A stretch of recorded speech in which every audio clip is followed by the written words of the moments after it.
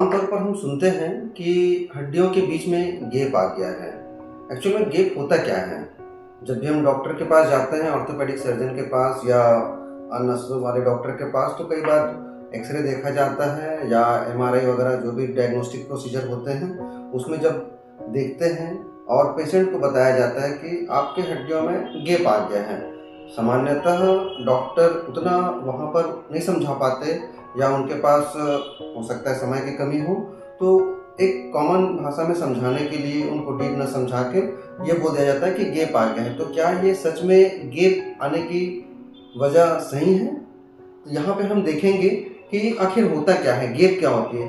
Actual में हमारी जो हड्डियाँ होती हैं रीढ़ की, वो पूरी इस तरीके का एक समूह होता है रीढ़ की हड्डी में, जो कि यहाँ पे सर्वाइकल 7, उसके बाद 12 हड्डियाँ, फिर उसके बाद 5 हड्डियाँ लंबर की, और फिर सैक्रम की और अलग हड्डियाँ होती हैं जो इस तरीके से होती हैं।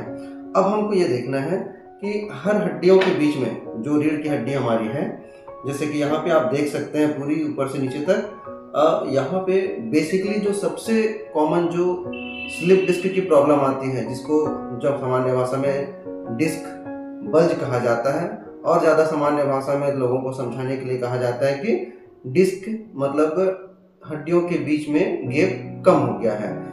एक्चुअली होता ये है कि हड्डियों में जो गैप होता है वो सामान्यतः होता है। अगर उसमें गैप बढ़ रहा है या प्रॉपर तरीके से गैप है, तो उसके बीच में जो लचीलापन है स्पाइन की, जो हमारे रीढ़ की हड्डी है, वो सामान्य है।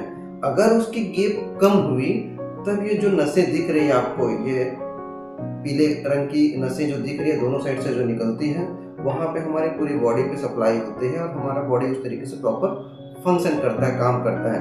अगर इन दोनों हड्डियों के बीच में जो आप देख सकते हैं यहाँ पे एक निकला हुआ दिख रहा है, जिसको दोनों के बीच स्पेस कम होने के कारण हुआ है।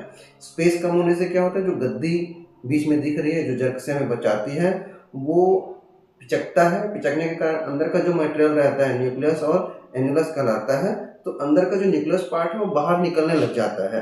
तो वो पार्ट पीछे जहाँ पे हमारा निकला होता है, उधर से जाके दबाता है पीछे वाली इस नस को।